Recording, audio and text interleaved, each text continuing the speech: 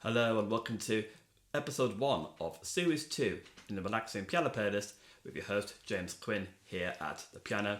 Thank you very much for joining me.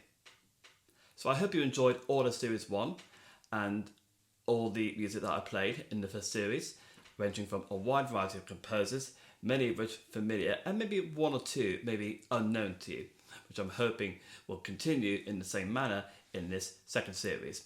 I can already confirm, just to be on the safe side, that there will be a Series 3 and even a Series 4 and a Series 5, which I'm already in the middle of in my audio form of my podcast, which you can find in the link in the description of this video, wherever you get your podcasts from.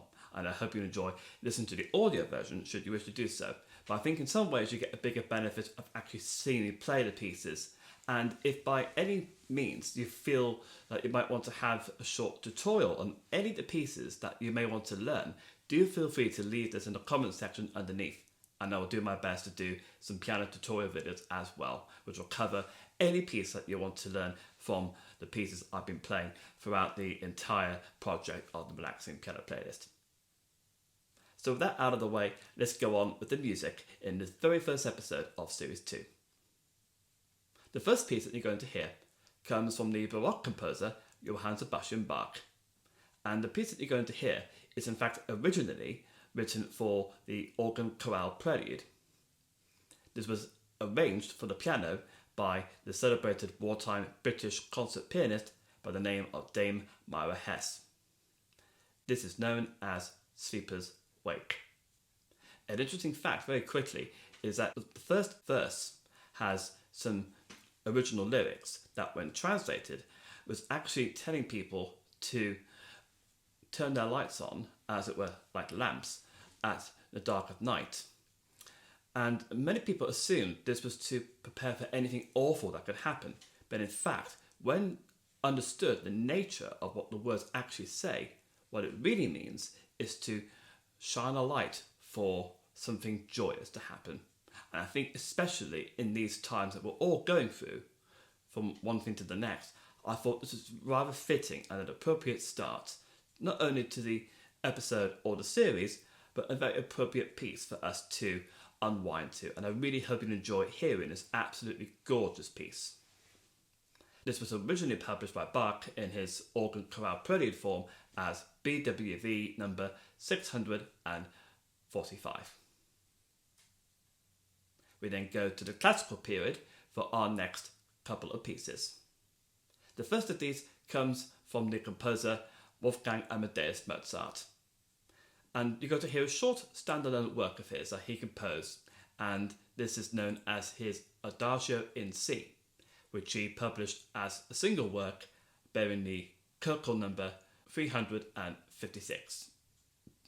We then make a return to the composer Ludwig van Beethoven for our next piece. In this instance, you're going to hear another iconic piece of his. If the first movement of the Moonlight Sonata wasn't enough, then you're going to hear a very special treat. This particular piece has many pianists attempting to want to learn to play this piece all over the world, and quite rightfully so.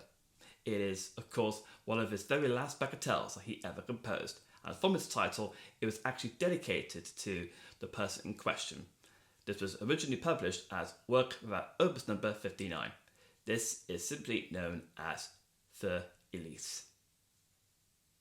We then go to the Romantic period for our next set of pieces. The first of these comes from the return of the Polish composer Frédéric Chopin. And the piece that you're going to hear comes from one of his collection of mazurkas. Specifically, you're going to hear the mazurka number 4 in A, which comes from Opus 17. And this piece is set in what's known as ternary form, where you hear the A section at the beginning and at the end, so they sound directly the same.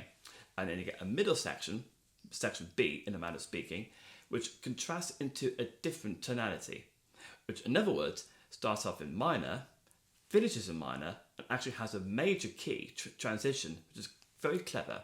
But nonetheless, this is a wonderful piece, and I hope you enjoy hearing this. We then go to our penultimate piece from the composer Edvard Grieg, and in this case you're going to hear one of his lyric pieces. In this case, you're going to hear the piece known as In My Native Country, which comes from Opus 43. To finish this episode, we're going to return to the French composer Gabriel Fauré for our last piece. And in particular, you're going to hear his Nocturne number 4 in E flat, which he published as a single work, as Opus number 36. So to recap, here is the order just once more. Sleeper's Wake by J.S. Bach and arranged for the piano by Dame Myra Hess. Adagio in C, Köchel 356 by Mozart. Für Elise by Beethoven. Mazurka number 4 from Opus 17 in A by Chopin. In My Native Country from Lyric Pieces Opus 43 by Grieg. And finally, Nocturne number 4 in E flat from Opus 36 by Fauré. So before I leave you with the music, as always, if you want to make sure you don't miss any new episodes when they are released, make sure you click on the subscribe button and on the bell icon to make sure you get notified when new episodes are released.